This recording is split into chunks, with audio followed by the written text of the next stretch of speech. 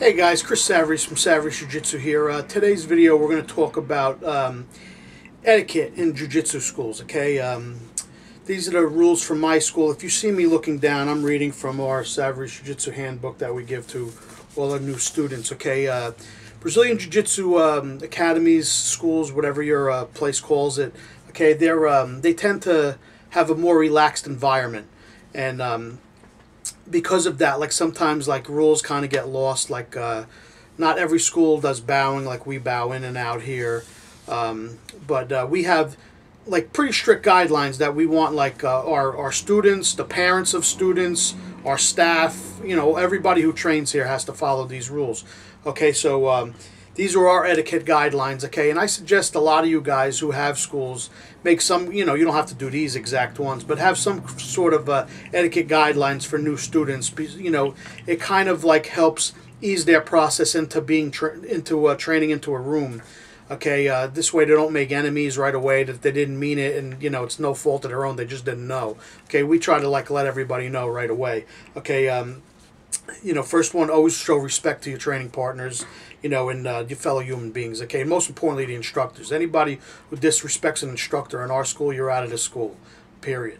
You know, that goes emotionally as well as physically. Like, you know, don't be, like, if you're a higher rank, don't be, like, you know, just browbeating, like, lower ranks or teasing them or, you know, hurting their feelings or anything like that.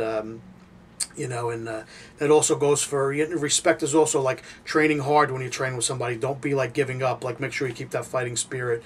Okay, for the role to be positive between both parties. Okay, you need to give your best. Okay, that doesn't mean going crazy. That just means giving your best. Okay. 2, maintain good hygiene. Most important one. Nobody wants to train with a smelly partner. Okay, you know, that's how you prevent like diseases like ringworm and all the skin diseases in your school, especially staph infections. You don't want that kind of stuff going through your school. Okay, a policy that we have here, if somebody comes in with a gi that stinks, okay, we actually rent them another one. Okay, and most of the time when you get like money coming out of somebody's pocket, they'll start to wash their gi.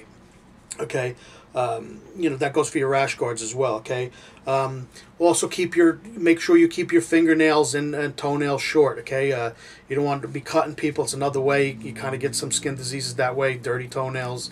Okay, you got to keep all of that stuff clean. Make sure they're women too. Okay, you're gonna train jiu-jitsu, you can't have long nails. Sorry. Okay, you know, don't be late to class. Okay, people don't understand it. When you're late to class, okay, when you walk in late, the focus goes off of what the instructor's teaching, and it goes on you. You know, most people in class, okay, their attention lapses at times, and if they're in the middle of showing a move and you walk in making a bunch of noise, okay, like you know, most of the time the focus goes to you, and people miss like learning. It's like a learning experience lost for them. You know, it's just disrespectful to the instructor. Okay, you know, just be on time. Okay, that's just a good habit to get into. Be on time.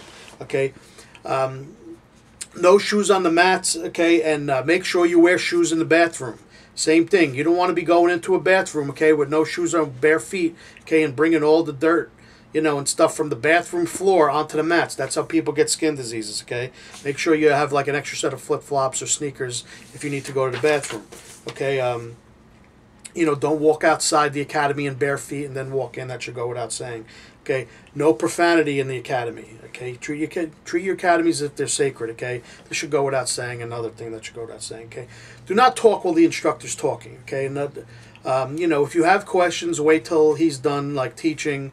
You know, I mean, listen, you know, depending on what class you're in, like advanced guys, if you have like a smaller class, like sometimes that's okay. But, you know, for you newer guys out there, wait for the instructor to get done, like speaking and you know, finishing what he's teaching before you start asking a bunch of questions, okay? And this doesn't go for all schools in ours. It's disrespectful not to wear your belt in class, okay? You were given that rank by your instructor. Make sure you wear it at all times in your classes, okay?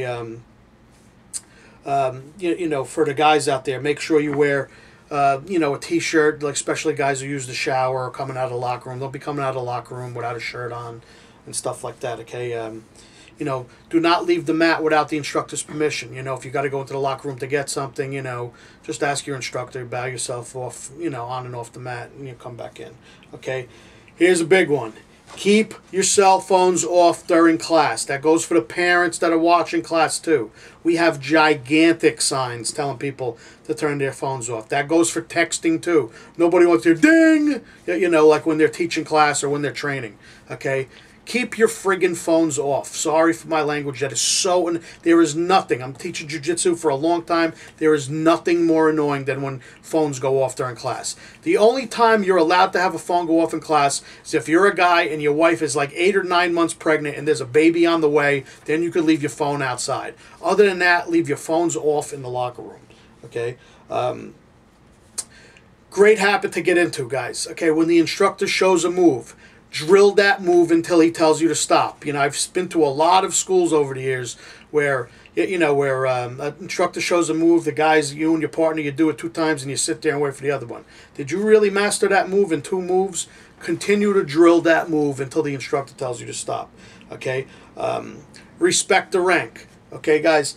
Always respect upper belts in your class. It's just bad karma, and your school will become a bad school, okay, if you have like blue belts, you know, speaking disrespectfully to purple and brown belts, and God forbid black belts, okay, you have a guy like that in your school, you know, that guy shouldn't be there anymore, okay, respect all the ranks. That goes for rolling too, okay, you know, a lot of the upper belts have been doing this a long time, okay, you know, if you're a white belt or a blue belt, don't be calling out like a brown belt. Usually it's proper etiquette to like wait for a brown belt or a black belt, or, you know, or a higher belt for that rank, for that matter, you know, wait for them to ask you to train.